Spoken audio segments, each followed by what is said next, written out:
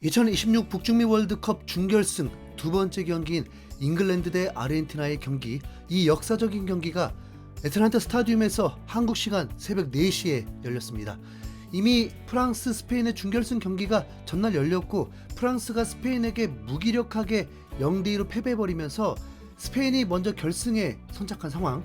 잉글랜드, 아르헨티나 두 팀 중에 어느 팀이 스페인을 만나게 될지 결정되는 경기입니다.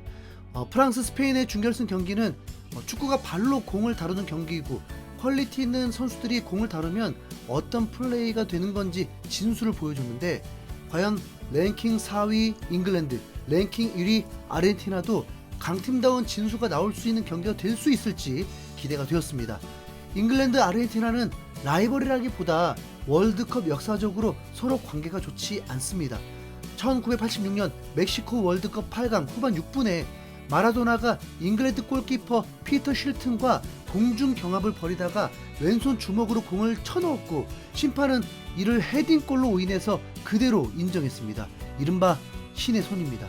그리고 마라도나가 4분 뒤에 60m 단독 질주로 추가골을 넣으면서 축구 역사상 최고의 골까지 나오게 됩니다. 포틀랜드 전쟁의 앙금까지 겹쳐서 두 나라는 악연이 시작됩니다. 그리고 1998년 프랑스 월드컵 때 16강에서도 이어졌습니다. 후반전에 2대2가 된 상황에서 베컴이 디에고 시메오네에게 걷어차인 것에 발끈해서 보복성 발길질을 하다가 퇴장을 당해버렸고 결과도 패배를 하면서 베컴은 살해 위협까지 받는 사태가 일어났습니다. 2002년에 베컴이 복수를 하면서 아르헨티나가 조별리그를 탈락하는 수모를 겪긴 했지만 그래도 토너먼트에서 당했던 잉글랜드가 더 이가 악물어질 수밖에 없습니다. 그리고 24년 만에 다시 맞대결이 펼쳐지는데 그게 결승을 앞두고 있는 4강전인 겁니다.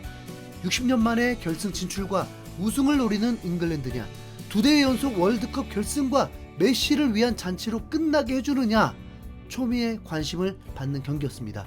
잉글랜드는 60년 전 우승 이후에 최고 성적이 한국과 똑같은 4강이었고 아르헨티나는 2번을 우승을 했습니다.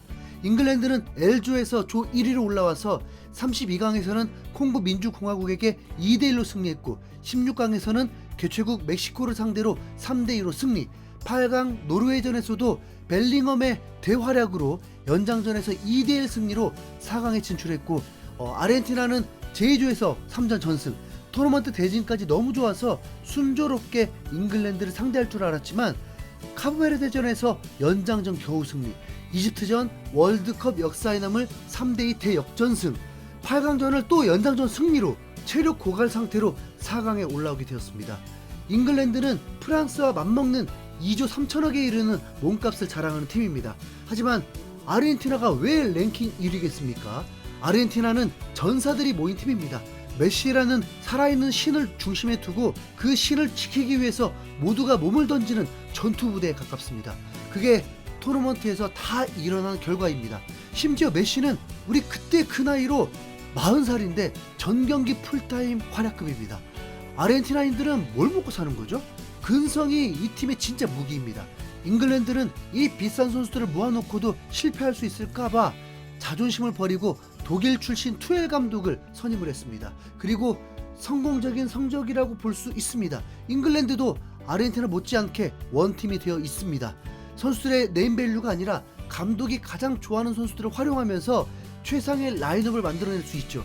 오죽하면 레알 마드리드의 알렉산더 아놀드를 비롯해서 유명 선수들이 월드컵 명단에서 탈락을 했을 정도고, 투엘 감독은 토트넘의 스펜스를 국대로 뽑는 것은 물론이고 매우 적극적으로 활용하고 있습니다.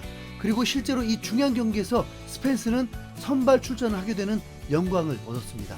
잉글랜드는 4-2-3-1 포메이션, 케인이 최전방, 벨링엄이 그 바로 뒤를 받칩니다. 좌우 측면은 고든과 로저스, 중원은 라이스와 앤더슨이 균형을 잡습니다. 중앙 수비는 스톤스, 게이, 좌우 풀백은 스펜스, 제임스, 골문은 픽포드입니다. 아르헨티나도 같은 4-2-3-1 포메이션, 중원은 메갈리스터와 파레데스, 좌우 미드필더는 엔소 페르난데스와 시메오네입니다.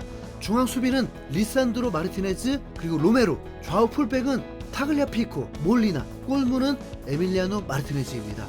전반전은 너무 예상 밖의 경기로 흘러갔습니다. 월드컵 준결승 역사상 가장 늦은 첫 슈팅이 나올 정도였습니다. 먼저 치렀던 준결승처럼 축구다운 패스 플레이가 아니라 서로 전투적으로 몸빵으로 싸우는 경기였습니다. 서로 그냥 뭐 승부차기로 끝내자라고 합의한 줄 알았습니다. 네, 지금 새벽 4시고 진짜 2조가 넘는 팀이 어떻게 전반전 전체 슈팅 한 개냐고요. 뭐 메시 팀도 만만치 않았습니다. 전체 슈팅 2개였고 기억나는 건 엔소의 중거리 슛 하나입니다. 후반전에는 혹시라도 퇴장의 변수가 생길 수 있지 않을까 조심스러운 예측을 하게 되었습니다. 우선 잉글랜드는 아르헨티나 신을 무참하게 만들려고 시도했습니다. 우선 최소한 잉글랜드의 우승을 바라는 입장에서 랭킹 1위를 상대로 역시 밀리지 않은 경기로 흘러가고 있었으니까 전반전은 뭐 절반의 성공이라고 봐야 했습니다.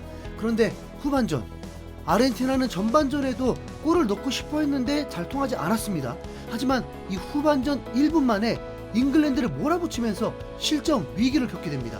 박스 안에서 아슬아슬하게 위기를 벗어났습니다. 그리고 후반 10분에 잉글랜드는 단 한 방으로 경기를 바꿔놓습니다. 슈팅도 보기 힘들었던 잉글랜드가 미들라이커 케인이 후방에서 롱볼로 공격을 이끌었고 리산드로 마르티네즈가 볼 처리가 제대로 이루어지지 않으면서 오른쪽 로저스에게 연결되었습니다. 그리고 로저스가 문전으로 낮고 빠른 크로스를 올렸는데 앤서니 고든이 골대까지 달려들어와서 선제골을 폭발시킵니다. 잉글랜드가 토너먼트에서 드디어 아르헨티나에게 복수할 수 있는 기회가 열리게 되었습니다. 이 시간은 후반 10분이었습니다. 후반 10분에 1대0으로 앞서 있다는 건 그래도 결승 진출 희망을 가질 수 있죠. 그리고 전반전의 플레이까지 감안하면 충분히 이길 수도 있었습니다. 그런데 상황이 묘연해집니다. 먼저 아르헨티나의 에너지가 더 올라올 수밖에 없겠죠. 이 군인 팀들이라면 그냥 죽기 살기로 달려들 거잖아요. 실제로 바로 이어서 잉글랜드가 위기가 생기는데 잉글랜드에도 전사 같은 선수가 있었습니다. 바로 토트넘의 스펜스입니다. 박스 안에서 아르헨티나의 득점 찬스였는데 스펜스가 포기하지 않고 뒤에서 공을 향해서 태클을 도전해버리는 겁니다. 와, 이런 강심장이 있을까요? 박스 안에서 수비하는 것만으로도 다리가 후달릴 텐데 스펜스의 과감한 태클이 통하면서 슈팅 자체를 막아내버립니다. 그리고 스펜스가 바로 포효를 합니다. 한 골을 막은 거나 다름없습니다. 아니, 추가골을 넣은 거나 다름없습니다. 잉글랜드의 기세가 매우 좋았습니다. 그런데 이후부터 분위기가 이상했습니다. 누가 봐도 잉글랜드는 걸어 잠그겠다는 태세였습니다. 아니, 아직 40분 가까이가 남은 상황에서 랭킹 1위 팀 메시의 그 발끝으로 다 바꿔질 수 있는데도 전략을 바꾼 겁니다. 이거 메시 개무시 맞죠? 왜 홍명보가 손흥민을 개무시한 것이 떠오르죠? 이미 걸어 잠그다가 당하는 경기를 정말 많이 봤고 그 후폭풍도 매우 거셌다 보니까 아무리 봐도 좋은 선택 같아 보이지 않았습니다. 거기다 아르헨티나는 눈 돌아가 있는 상태잖아요. 아르헨티나는 분명 체력적으로 힘든 상황이고 차라리 전반전처럼 싸우고 달려드는 게 남미 선수들에게 더 고문을 주는 것 같은데 잉글랜드는 계속 얻어맞았습니다.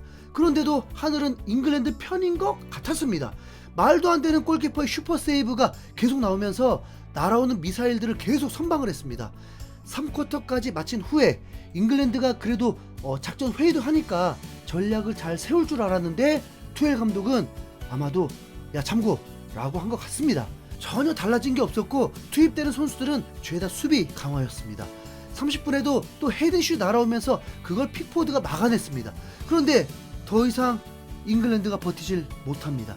40분에 아르헨티나의 동점골이 터집니다. 첼시 소속의 엔소가 중거리 슛 쏜 것이 그대로 득점이 된 것입니다. 잉글랜드도 멍청한 게 그냥 당연히 크로스가 올라오겠지 하고 다 뭉쳐있던 게 문제였습니다. 아르헨티나 선수들은 오직 메시에게만 의지를 했습니다. 볼만 오면 그냥 메시에게 줬습니다. 세계 최고 선수들인데도 메시에게 볼을 줍니다. 메시에게 3명 정도는 붙어야 하는데 그러면 다른 퀄리티 있는 선수들도 있다 보니까 공간이 생기니까 잉글랜드는 메시의 발끝을 막지 못합니다. 메시가 엔소에게 전달한 것이 그대로 골이 된 거거든요. 메시는 차려주고 먹여주고 다 합니다. 이제 더 큰 문제는 도파민 터진 아르헨티나가 죽을 리가 없죠. 오히려 2조 3천억 잉글랜드는 선수 교체로 인해서 레벨이 떨어진 수비팀이 된 상황입니다. 이러면 버텨서 승부차기 가고 싶거나 세트피스 한 방 노리는 것밖에 없는데 메시가 가만히 있겠냐고요. 메시가 후반 추가 시간에 또 크로스를 올린 것이 뒤늦게 투입된 인터밀란의 인간병기 라우타로가 헤딩으로 경기를 끝내버립니다. 피지컬도 더 좋은 잉글랜드가 174cm 스트라이커를 막지 못하고 망해버립니다. 잉글랜드의 작전 실패. 메시는 이어시 대활약.